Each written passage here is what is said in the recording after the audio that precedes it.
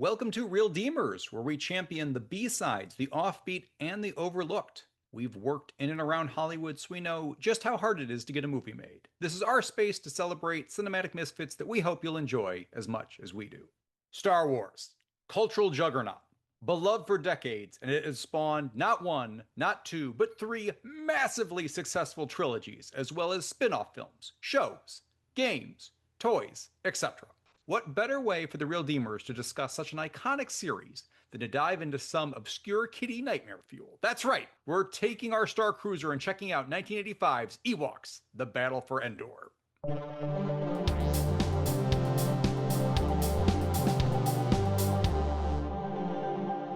I'm one of your hosts, Greg Bellavia, and I'm here with Andres Anglade. Now, the year is 2026. At the time of the release of this podcast, The Mandalorian and Grogu is about to hit theaters, and Star Wars has saturated every facet of pop culture. Andreas, growing up, were you a big Star Wars guy? I was not actually. I liked the movies, but I was not a Star Wars kid. I was more into G.I. Joe, Ninja Turtles, James Bond, and Indiana Jones. You were watching Dune a lot? Big Dune guy? I think I just didn't gravitate towards the fantasy stuff as much when I was younger. Okay. But I have seen all the films, all the main film, like the 9 main films and Rogue One, and I've seen a couple of seasons of The Mandalorian, and surprisingly, I've read a good amount of the comics, actually. I wanted to talk about the comics. Yes, no, that definitely, and actually this will tie into this episode. There was a period there in the 90s where they weren't making TV shows or movies, and the books and the comics really kept it alive. I had friends who were into the comics, so they'd kind of lend them to me, and I was surprised at how much I got into them, and just the expansion of the world and the entire universe was a lot of fun to read. Well, I was a big Star Wars kid. Return of the Jedi is my earliest childhood memory in a theater, and one of my earliest childhood memories, period. Specifically the barge fight. I remember that. That's amazing. It would play at like birthday parties. I remember somebody had an Empire Strikes Back themed birthday party. I would play lightsaber fight with a buddy of mine in his basement. We should have like flashlights, and that'd be our lightsaber, just whipping them around. When we got our VCR, that and Neverending Story were the first two movies we rented, and I loved them both. But like Return of the Jedi is the one that I would watch on loop like over and over again. I'm a lifelong fan, and I wouldn't call myself a super fan. I'm sure I would lose in Star Wars trivia to most diehards, but it's just something I've always enjoyed. And leading up to the prequels, I was jonesing for new stories in the theater, as we just said a second ago. And it's not like Star Wars ever went away, but there was a period of time where there was no TV shows and movies coming out, and the re-releases did huge business in 1997. I don't hate the prequels. I think I could say a lot of nice things, but it's one of those things where coming into today's episode of The Reeldeemers, I don't think we could say enough nice things. Neither one of us are going to get that fired up about those particular films, which kind of led us to a different path. I don't mind the prequels as much. That being said, I haven't seen them since theaters, I don't think. So maybe I just remember the fond parts. On our Patreon, Andreas will watch them all back to back for us, and we'll record it. There was a drought, and I think it's funny to think of like in between the movies coming out and the re-release in 97 and then Phantom Menace in 99, right after Return of the Jedi, there actually were several projects out at the same time. There were Ewoks and Droids, two different, cartoons. And then there was Caravan of Courage and Ewok Adventure, followed the next year by the movie we're discussing today, Ewoks, The Battle for Endor. That's coming out of the gate pretty hot.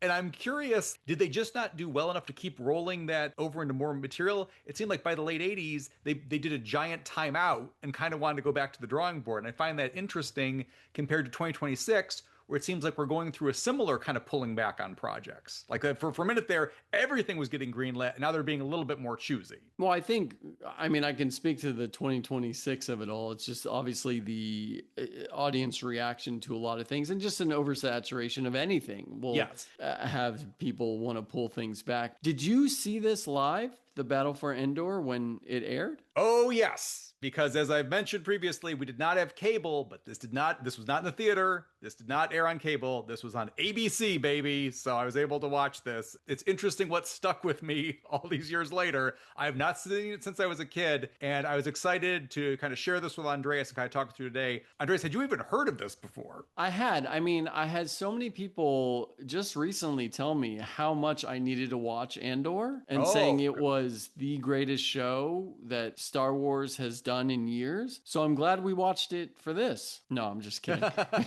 I mean, people have told me I do need to watch Andor, and people say that even for those who aren't as familiar with the Star Wars universe, it's a show that holds up and is well worth checking out. But I did not know this one existed. No.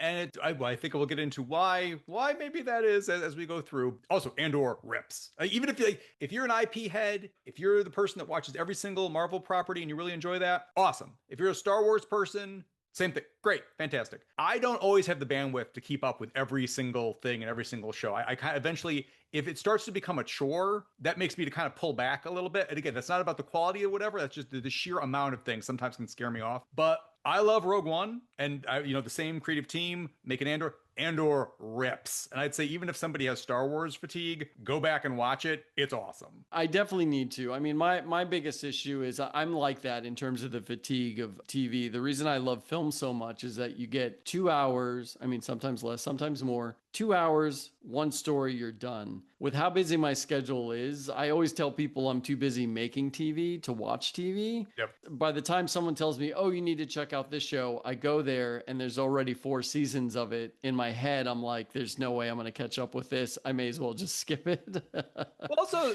how many times have you had somebody come up to you and tell you a show's awesome 2 seasons in, and that show ends up going for like 6 seasons, and then by the end of it, people are like, last season wasn't that great. And it's like, okay, well, I don't want to go, like, yes, it hits a high, and that's awesome, but like, I kind of don't want to have like Stockholm Syndrome where I'm stuck with this thing the entire time. Or, yeah, that has definitely happened. But also, oh, this show is amazing, but it doesn't really hit its stride until the end of season 2 into season 3. And it's like, okay, so do I have to push through season 1 and the first half of season 2? Like, that just sounds like a chore too. No, I would rather sit and watch something that's 3 or 4 hours, a movie, than a series, because again, I get the full experience, and but that scares some people off. It's just funny. I guess we all have whatever hill we die on, and that's ours. That's why you're listening to Reeldeemers. But what are we even getting into today? Did this haunt other people's childhood like it did mine? Following Caravan of Courage, that was a success. That greenlit a direct sequel after the Tawani family survived crash landing on Endor and facing off against some of the fearsome creatures in the film Caravan of Courage, an Ewok adventure. This sequel finds their spaceship nearly fixed, and our heroes are ready to go home. However, their craft's power source attracts the attention of some local marauders,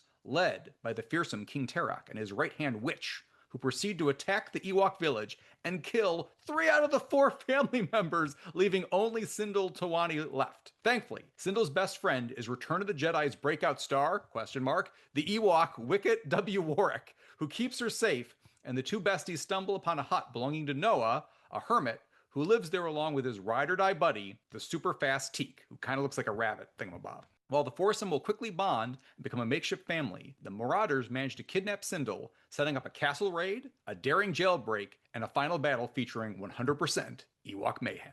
I was not prepared for the family just getting killed right away. I didn't even know there was a movie about, before this one. So the fact that I just got really excited to see Paul Gleason in the Star Wars universe, and the next thing you know, he gets killed. It's like, oh, okay. I'm sure there's more to this that I don't understand. Okay, so did you not? I had mentioned, I did the world's fastest speeding through as we were going over, kind of to cover Star Wars. At the time of you sitting down, did you know this was a sequel? I kind of had an idea, but not really. Would you call this a film for all ages, or would you call this a movie aimed at children? I would call it a film for all ages. I go back and forth because I feel like a lot of this script is so simple and straightforward. Yeah. It almost is aimed more at kids, but Massacre in That Family is so dark that I don't know. That kind of bumps it up to I don't know who this was exactly aimed at. I want to say it's all ages because there is some dark stuff that happens, but there's also a lot of silliness. And I don't mean silliness in a derogatory way. I mean silliness in a fun appeal to kids kind of way. And I think that's the magic that Star Wars has. has, is that it is able to sort of capture all that in at least the main films. Well, okay, I'll just say I vividly remember the opening Attack on the Village. I remember the brother like covered in soot, like shooting the laser and dying like moments later. I love the actress doesn't come back as the mom. It's just a body laying there so they can get around having to pay, or maybe Oh, she I didn't didn't want to even come back. You don't even see her face. I didn't even So know that. Yeah. Again, with the family, I thought maybe there was some stuff that was shot for it and just left on the cutting room floor. Like, hey, we got to make this runtime to fit in between these 2 hours on network television. So, okay, don't know who the mom is. Okay, the brother just dies. And do you know, like, do you remember, did it air with commercial breaks? yes. Okay. Yeah. And I know I watched Caravan of Courage because I remembered even at, I'm four and change when this happened. I've not seen it. So like, this is how indelible this stuff stayed with me. And even little kid me was like, oh, they killed the family. It's like, I understood that that's like, oh, that's kind of weird. And it's super dark in that Senda, the little girl that we're following, has a device on her wrist that can monitor her family. And it's going red as her family's dying. And it's like, geez, Louise, that's the type of thing you'd see in Andor, not like this kid's movie. That was dark. I wouldn't want a risk notification like that. So we had I remember the opening massacre. I remembered her dad's pep talk about her being a little bird that has to find her way. And then I remember like general Wilford Brimley shenanigans, but like nothing like concrete, but just him there, a heavy presence. And then that final battle and like the sword fight and where that kind of goes. So it's like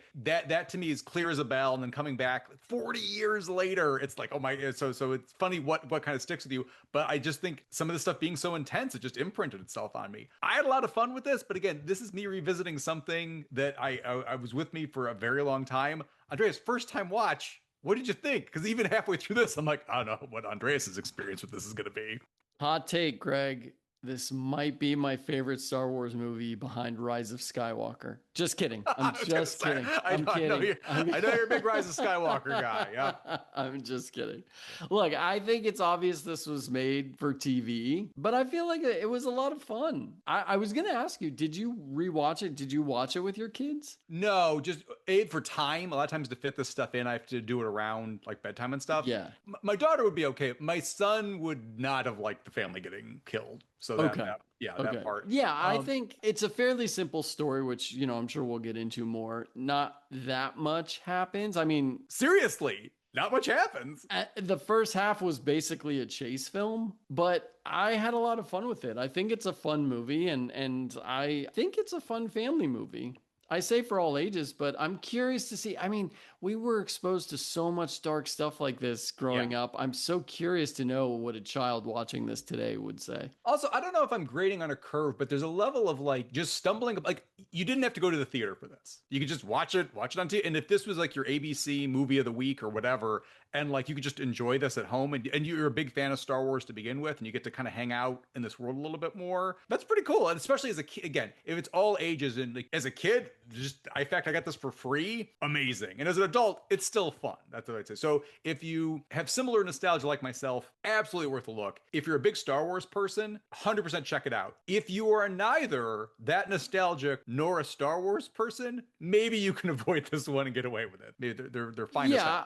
I'd agree with that. I don't think I would have tracked this down to watch it had you not wanted to revisit it, but I'm glad I did because it is a fun little story. It's not as epic as any of the other live action films or current TV shows for that matter. Well, also it gets me thinking. So before I named what came out after Return of the Jedi, droids, Ewoks, Caravan of Courage, Battle for Endor. Is it weird that 3 of the 4 of the things were centered around Ewoks? I don't think so. I mean, they're chasing the they're chasing the child audience, and clearly in Return of the Jedi, that's what a lot of kids remembered from that film. I don't know. I just feel like it is an all ages property. So sure, make a thing with Ewoks. Sure, make the kid thing for Ewoks. Make a TV movie. To not have some other space adventure that could maybe be for teenagers or something that might interest the adult, a Battlestar Galactica type setup, or like Star Trek Next Generation right around the corner.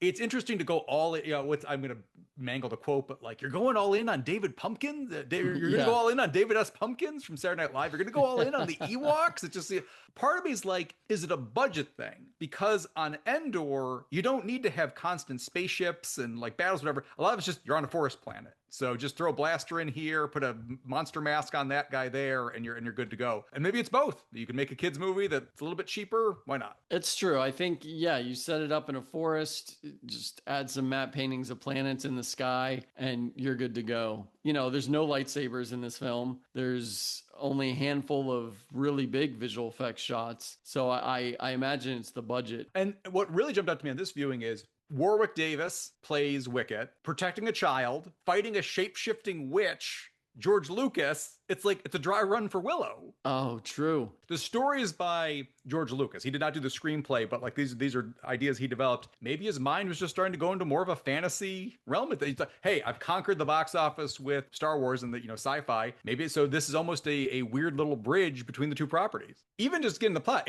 there's an attack. Sindel and Wicket go on the run. They end up at the hermit's place. At first, he's furious to have visitors. Then, I don't know, maybe he's got some sort of like mood disorder because within 5 minutes, he's like, you can come in. It's fine. And then he enjoys having them in. He mysteriously disappears during the day. So they follow him. It turns out that he has a spaceship that's been downed for like years, totally overgrown, like plants all over it, that he's been trying to get working. He's stranded, so they're going to make the most of it and just kind of hang out here. Meanwhile, the Marauders have kidnapped the rest of the Ewoks aside from Wicket, and they're convinced that they can use the spaceship technology for their own benefit, even though they don't understand the tech behind it all. They think it's magic. They believe they have to go kidnap Sindel to make it work for them. And then it's up to Noah, Teak, his bunny buddy, and Wicket to go stage kind of like this assault on the castle, free the Ewoks, get off. And then the last 25 minutes is prison break, forest fight, and ends with a sword fight. So again, it's just like a lot of the movie is just these long, like a chase scene that goes on for a while, hanging out in this hut, which goes on for a while, the prison break. But here's the thing. Hey, I like a good prison break. I like a kid getting kidnapped by a pterodactyl. Yeah. So it's like, it's filled with like cool stuff, but also maybe not like a David Mamet level screenplay. Again, it's a fairly simple story. The big action scene to start off the third act is them climbing the castle wall. That's the big action scene. But I also love like when Sindel and Wicket end up at Noah's house, his hut, they're making dinner and then they get kicked out when Noah returns home. And then Noah's there with Teak and Noah says, "Don't let me catch you giving any of those muffins to those beggars outside," which is hilarious to me because Wicket and the girl are the ones who made the muffins. And he seems pretty damn excited about the food they made, but he doesn't want to share it with them. Okay, you're right. But he knows Teak can run really fast. So it's almost like he's saying it with a wink. Like, don't give it to those beggars outside. And then he does. So it's like, he just kicked them out. He's stealing their food. Then he's saying, you can go ahead and give them the food. Yeah. I mean, it becomes very apparent that he starts like, okay, now I'm going to go get some more soup. And when I do that, you better be here. It's just like so obvious. He's just like, yeah, no, Teak's not going to be there when you turn around. But I also casting like, who's the sci-fi hunk that's going to save this kid? Wilford Brimley, baby. It's a very interesting project. Like, you're not getting, this is the thing. This is why I wanted to visit. This is why I'm so happy that we're talking about it. Like, you're not getting this in 2026. No. Battle for Endor is not going on Disney Plus right now. It's a new property. I think it's actually on Disney Plus right now. But like this is not getting greenlit in today's age. There's something very earnest and innocent about this being the follow-up to the biggest sci-fi series of all time. Yeah, and I love that Wilford Brimley gets an action fighting scene in the end. You wouldn't expect that from him. But I also love, I mean, there's a moment where he welcomes Sindel and Wicket back in. Noah is out of breath when he's telling Teak that come daylight, they're going to have to go. Like, the crew didn't want to give him another take, like, when he's out of breath. I had a question. Okay, so he goes from, like, get out of here to, like, okay, they're cool, they can come in. He likes having visitors, and they're very sweet, and there's a sweet little girl, and Wicket's, nice to have a Ewok buddy. So he makes them bedding. And, like, he doesn't want to make a big deal of it, makes them bedding. Does Teak have a bedding? he's laying down, but I was like, is Teak like, who the hell are these guys? They get bedding and I don't. He's like, oh, I end up making 2 beds for them. He says he figured it was time you needed a new bed, and I forgot your size, so I made 2 of them for the one's that size and one's that size. So he's telling Teak, and since he says it's a new bed, Teak obviously has a bed. Okay, I just didn't see it in X. I think also trying to get a puppet or a person in a suit into a bed with a sheet over them is not the easiest thing in the world. But okay, that makes sense. That makes sense. But I love that Noah pulls out a blaster to show that he's strapped when he hears that Sindel has been taken. That moment, because I didn't know where this was going with the story, I would have loved if he was like a reformed stormtrooper, like hiding away. But I don't think they didn't do that till The Force Awakens, right? yeah, That was that would have been great. Also, like I think it was a missed. Look, love the Brim, love Wilford Brimley. We're in Reeldeemers, total fans. He could have had a badass outfit. Yeah. And it's just kind of like, I'm going to put on like this cloak. So it's like, he pulls out the blaster and you're like, yeah, like go. And then the rest of the outfit does not live up to you're like, oh, okay. So I like, to your point, that's a missed opportunity to really like hero. That really is, because there's nothing that distinguishes this from any other sort of fantasy universe in terms of the costume design, which is unfortunate. And I legitimately do not remember Return of the Jedi. Was Tarak and his people, were they in Return of the Jedi, or is this the first time? Now, technically, I think this takes place in between Empire Strikes Back and Return of the Jedi. There's a big rule about not having stuff go beyond Return of the Jedi. Like that was supposed to be where the story stopped for a while. I didn't know that. Okay. And there's I think, guys, if diehards, please tell it, not even an argument, just please let us know politely in the comments. I think that's the thing right now with the newest trilogy. I don't think the stories are supposed to go beyond where that ended at the moment. I could be wrong, but I think that's it. To your point, no, you just saw the Ewoks. I mean, you saw you saw Endor was inhabited, but you didn't get this other intelligent species hanging out. And it does beg the question, what were they all doing? Well, it's like, oh my gosh, there's this huge space battle and there's, the Death Star up there. And I guess they were just hiding in the castle, just hoping the whole thing was going to blow over, but they wanted nothing to do with this. With all of George Lucas adding CGI in after the fact for the re-releases, he should have put in the witch's bird at the end in Return of the Jedi, still hanging out on the planet, because out there somewhere. That would have been a cool little Easter egg, yeah. For the fans. On the topic of Tarak, that was played by Carol Stroikun, who is better known as the giant from Twin Peaks and Lurch from the Addams Family's movies. So normally we can see his face a little bit better when he's not wearing a monster mask, but I've never seen him do an action scene before, and I've also never seen him play like an out-and-out like bastard like he was here. So that's fun to have him here in this role. Yeah. I have to say, it's a good thing that Sindel got stranded with Wicket, because she would have been dead very fast. I think it's interesting because the movie sets up, and even her dying father gives her a speech about how she's the little bird that's fallen out of the nest, and she has to find her way and fly. Look, Sindel's a little girl. Sindel is younger than my daughter. I wouldn't expect my daughter to go on a grand adventure and solve all this stuff, but like, she doesn't really do anything. Yeah. So I find it funny. The movie is setting up, okay, hero's journey, and it's like, we're going to hand it over to the hermit, the rabbit guy, and Wicket the Ewok. I mean, she has a couple of moments where she'll stand up for herself. Did you think when Noah put his staff in the water that it was acidic for a minute? Because I did, and then that got confusing. And there's an IMDb note on this. Was it his staff? I thought he just grabbed another random stick, and then when they showed it, I thought part of it was missing. Yes. Okay. So I'm like, you're right. It was a stick. So I'm like, oh, it's acidic. And then Wicket was touching it. I'm like, oh, Wicket, stop touching that. That's acidic. But then later, Wicket flies through the water. He hits the water. And I'm like, what? So IMDb corrected goof. It is wrongly assumed that when Noah and Sindel arrive at the castle, oh, actually, that's wrong. Even the correction's wrong because it's Wicket. I'm going to correct the correction. It is wrongly assumed when Noah and Wicket arrive at the castle, Noah dips his staff into the moat to show that it is made of some sort of acid, and the walking stick head is melted away. So they're already wrong because it's the stick. However, when they're running from the castle, Noah's staff is actually, okay, this is wrong. Okay, this note even IMDb is wrong. This note's bullshit. Okay, there's a creature in there. Yeah, that's what I figured after. I figured there was a creature. So I think they could have shot that to make a little bit more sense, because at the first glance, I was like, oh, it's acidic. And no, I thought you saw something pop out at one point, like when Wicket was either climbing or someone else was climbing. You see it like bubbling, like something's coming up, but I don't think you ever actually see the creature. Yeah, so in my head, it was a creature. Not at first, though. When he first dips his stick or staff or whatever in there, I thought it was some sort of acid type material. But then later on, I thought it was a creature. All right, so the production designer and the second unit director is Joe Johnston. Does that name ring a bell? Yes, it does, my friend. Okay, so what are some of the projects he's associated with? The Rocketeer, Captain America, the First Avenger, and Jumanji.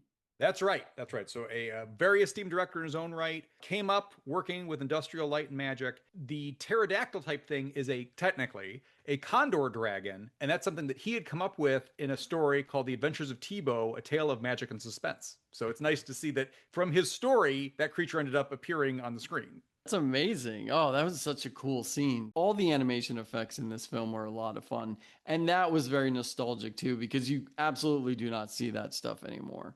Yeah, a It's lot of all, stop motion work, just like yeah. good old practical mass, that type of thing. No, And again, it's a nostalgia, it's a warm nostalgia bomb. yeah.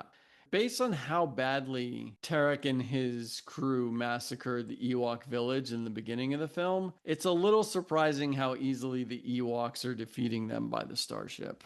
Maybe they've been drinking, maybe they've been imbibing with their big victory. I think that they had the element of surprise the first time. That's true. Oh, one thing I wanted to call out was I vividly remember the end of the film where, okay, the shape-shifting witch, what activates her powers is a ring that she has. Tarek keeps taking it from her, then giving it back. So Tarek takes the ring and wears it around his neck as a necklace. At the end, he's having a fight against Noah. So it's his giant sword against Noah's staff, and he gets the drop on Noah. And he's about to finish him off. Sindel goes to Wicket. Wicket, do something! And he uses his slingshot, and he throws it, and it hits the ring, and that fucking melts Tarek. And look, awesome.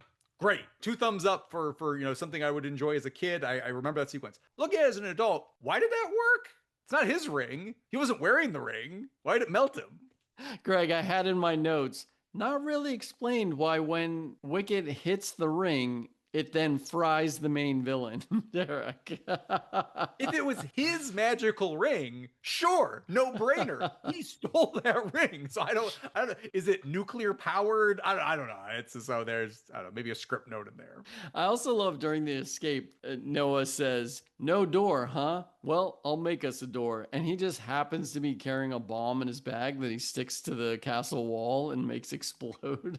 I like your stormtrooper, like just something like I was military. And I know that's a little cliched, but this whole thing is pretty straightforward. So I think just giving him something along those lines would be fine. I would have liked that. I mean, I thought they were going to reveal that maybe he was like a starfighter pilot or even just have a little bit of Jedi magic in him, like something. But that element is never introduced. He's basically just a military pilot, or not even. I mean, we don't even know what they were there to do. He's just a pilot, a resourceful pilot. When we get on the starship and Sindel's in one of the pilot seats and she turns on the camera to see if the bad guys are outside, I thought she was going to gain control of some turret guns or something and start blowing people away. That's not what happened, but I was fully ready in my chair. Like I sat up thinking, oh shit, are they going to take it there? But they don't, because obviously you don't want to show a little girl on a turret gun blowing people until the away. Phantom Menace, baby, when a little kid can blow stuff up. So they weren't ready yet. It took us a couple of years. But even again, I thought a lot of the VFX were charming. If you want to knock them, you can. They're obviously not as good as anything nowadays, but I think they're charming. I thought the effect of the witch turning into the crow was super cool and very inventive how they handled that. The ship taking off looked great, but in my head I did ask the question, where are they going? Is there a sequel to this? And there's not, right? Is there any sort of book or comic book? I did not. This is a good question. I would be shocked if this didn't get followed up, but I'm not sure. I don't know if this is in a book or a comic. So okay. Maybe well, anyone listening, if you know, let us know. Email us at reeldeemers@gmail.com. The continuing adventures of Noah and Sindel. So, all right. Heart of the film, this family film. Making friends can lead to what you've been searching for all along, like the power for the ship that left you stranded, or the power of another ship, friendship. Oh, I can't do better than that. That was lovely. That was lovely. That could also be our t-shirt quote. We could move Yeah, that. true. We've never quoted ourselves before, but maybe we're going to start. Mine was when you're going through personal hardships, it's important to have friends who have your back. Yep. But I like how you put it even more. All right, favorite scene. Oh, let's see.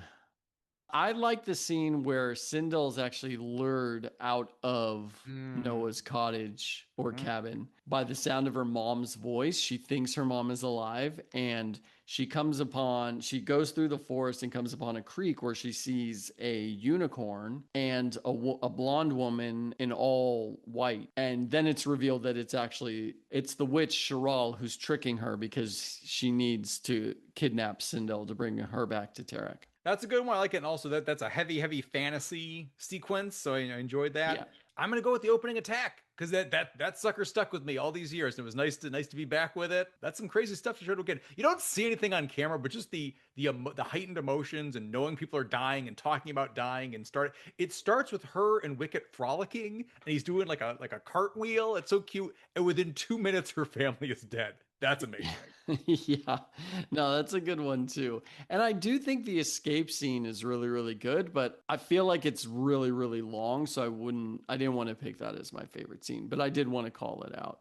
I lamented how terrible the villains were and how easily the Ewoks were able to take them out in the end. And you mentioned, oh, maybe they were drunk, which is very, very likely because they were basically having a big party and drinking a lot the night Yep. before. And in order to get to the jail or dungeon where Sindel and all the Ewoks are being held, Noah, Wicket, and Teak put on a massive cloak and just walk through the dining hall. They can just be inconspicuous and no one's going to notice, and nobody really does. And I was just like, okay, I guess that would work. Pretty slick plan, guys. Good job. Oh. But it also led to there's another great scene in the jail where the witch and Sindel speak, and it's revealed what Saul's fate is. And Saul is the co-pilot to Noah, he was kidnapped, right? Or Yeah. taken. He went out one day and I think they just grabbed him. He just never came back. Yeah, and then in that conversation, the witch realizes, oh, there's another ship. It's not the power of the stars, which is what they kept thinking this canister would give them. It's the power for a star ship. And I thought that was kind of cool, like her sort of realizing that. Also, I mean, as kind of straightforward as everything is, I too kind of like that this entire story is based on a misunderstanding. We're stealing this piece of tech that we think is going to grant us all this, and I guess that's also bridging the sci-fi and fantasy of it all. We Yeah. think it's going to bring us magical powers. What is this thing? It's just about like that's something you'd see on like a Star Trek episode or Doctor Who. Like that's cool. It's just kind of like they don't really play it out like where it's going to go. I think it could have been like, what do they need that magic to do? Maybe like they're starving. You could bring the you could flesh all this out. That's just not what this is. It's a very straightforward family film, but like that's a cool idea, just kind of hanging out by itself. One other thing I want to call out, just in terms of a scene, because we were talking about the creature or the moat, Yep. whether it's acid or not. I love they escape out of the castle. They're on the other side of the moat, and Wicket shoots the line that they use, the rope that they use to escape. There's three of the evil villains on the rope, and they're hanging above the water where the monsters or the bubble. We see the bubbles coming up, and then we cut to inside the castle, and Tarek is walking and he sees the line in his way. Instead of like checking out what is this rope or line doing here, he just cuts it with his sword, and we hear the scream from outside and the three falling into the moat. It's so casual. It's a great little detail. Yeah, it's so fun. All right, well, on that note, favorite shot. Mine is the prison break where Brimley blows a hole in the wall and they see the sun rising outside. And there it is. There's freedom. Let's get out of here. And like, look, it's a TV movie. You don't always get the best, Academy Award winning cinematography here. That's a gorgeous little shot. Runner up, Warwick Davis as Wicket, tossing a whole bunch of water onto a sleeping Wilford Brimley because it just made me laugh. But I also love what he says there. Wicket goes, water, crash. He just dumps the water on him. I would have watched a 80s sitcom where it's Wilford Brimley living with Wicket and they're like day-to-day adventures and it'd be like his version of Alf. I guarantee someone pitched that. We were robbed. So a couple of runner-ups are there's a lot of cool shots in a nightmare sequence where Mhm. Sindel thinks that Tarek and his goons have arrived at the cabin and the doors open. You see the handle open first, and then it's revealed that there's fire with the guys outside, like the villains outside. And then she runs to Noah. When Noah turns around, it's actually Tarek in the bed. I thought that was cool. But my favorite shot is actually during the village massacre in the beginning. There's a shot with Tarek in the background, a little out of focus, lost in the haze and heat of the fire because it's just flames in the foreground.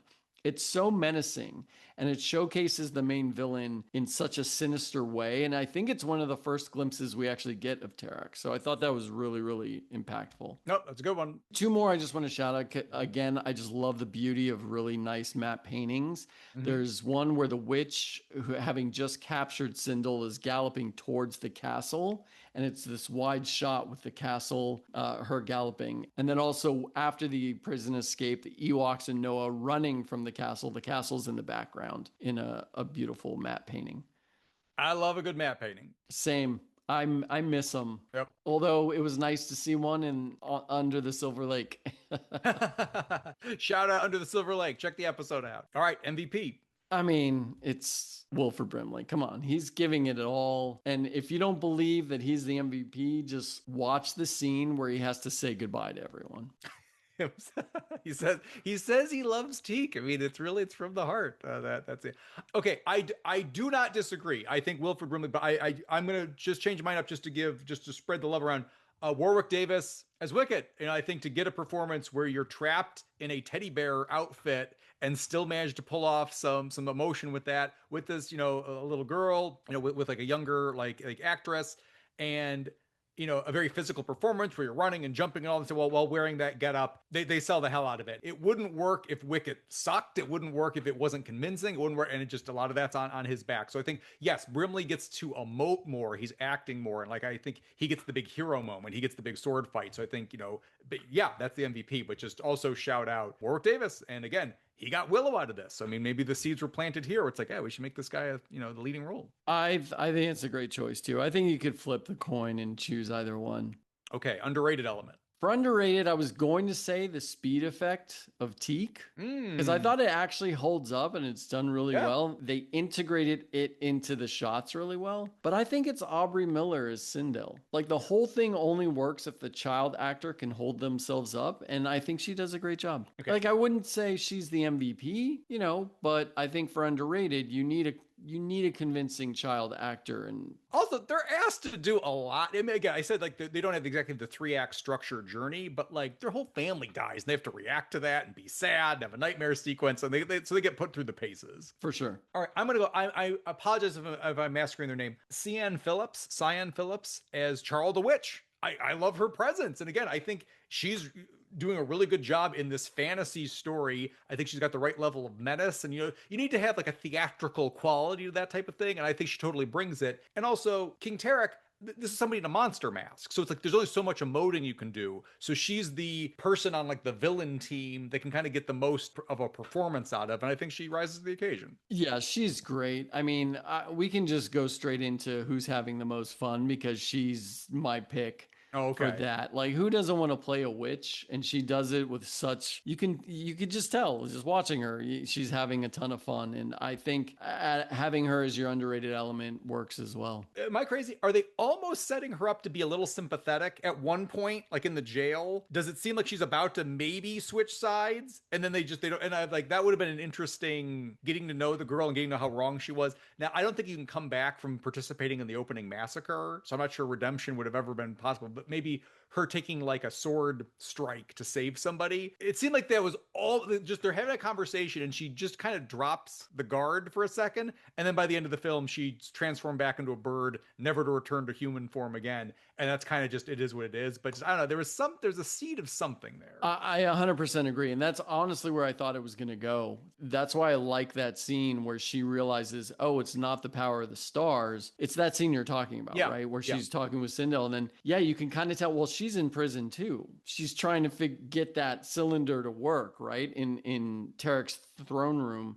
and she can't, and she knows like, oh, if I don't get this to work, he's going to kill me. But they do set her up to be more sympathetic. But I'm with you. I don't know if maybe they decided, oh, it's not going to work, or no, we need to keep her as a villain. Because yeah, even if she stayed in bird form, maybe just had the bird attack Tarek to distract him or something to give her a little bit of a redemption, I think would have added a lot to this film as well. Even when, because they're like, hey, make this magic thing work. And Sindel's like, I don't know what you're talking about because it's not magic. The way she's not yelling at Sindel. She's not like mad. It's like, hey, she's more like, why are you holding out? Hey, you have to tell him he's going to do something. She could have played it crueler. Like, hey, you're going to get me killed if you don't do it. And like, I never got that from their scenes together, but I don't know. I guess we'll have to read the expanded universe novel about this whole thing to, the bird's still out there. So I mean, maybe she could pop up again in something.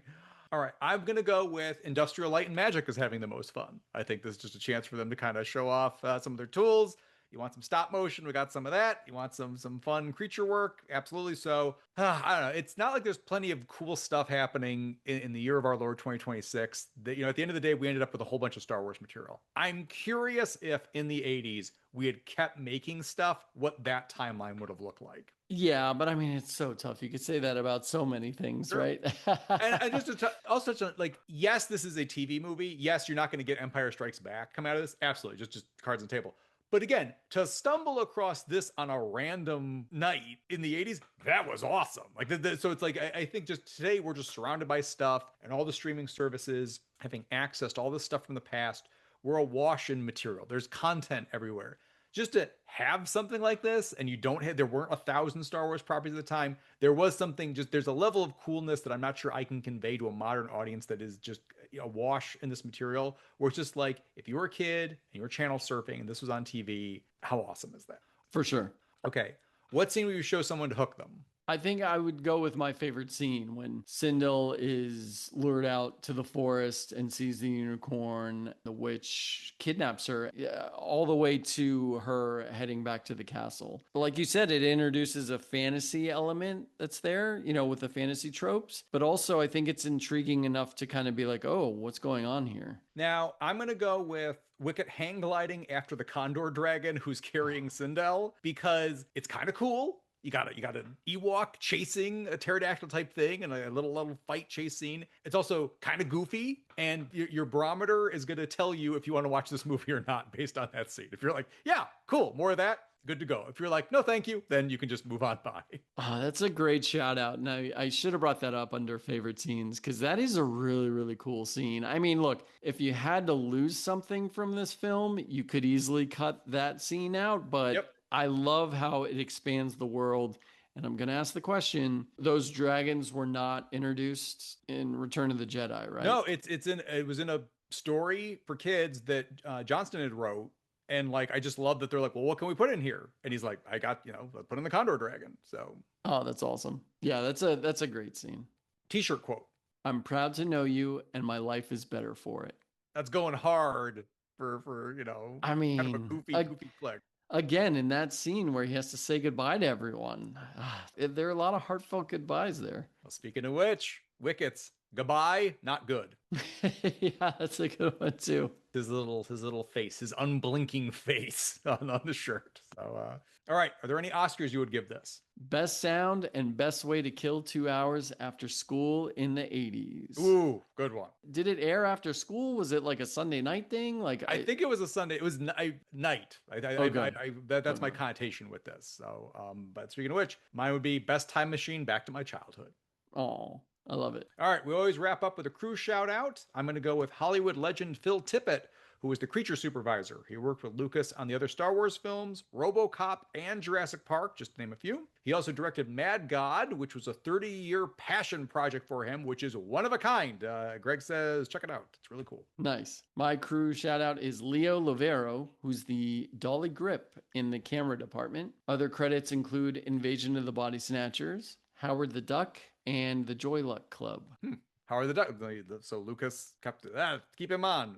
All right, well, thank you for taking this trip. I know this was a B-side, but again, guys, we're not going to phone in the Reeldeemers. It's not nothing against the prequels. They are what they are. Some people love them. Just we wanted to find something that what's kind of a fresh take. Thank you for taking this time traveling journey with me. And this was fun. And again, if you're at all interested in this, I would say check it out. I believe it's on Disney Plus right now. It's a delightful film. I think there's some darker elements, but I do think it's something you can watch with your kids. I'll leave it to Greg to tell you what are the best ages. No, it's. I mean, if you're battle hardened kid in the '80s, I think you know what we mean. Where some of the stuff's just a little bit darker. If you're a parent, you're concerned, just look at the first 10 minutes. That's the worst part. Your mileage movie. And again, you don't see anything on screen, but it's not like it's implied visually, and they're mentioning it like, oh man, mom and my brother are dead. Like they're saying it like outright. And it's so true. It's like after that, it's 100% family friendly after that. Like there's some darker elements with like the dragon and the witch can be a little scary to kids, I imagine. Also Tarek, his design can be a little scary, but I'm with you. I think the worst parts are in that first 10 minutes in terms of darkness towards kids.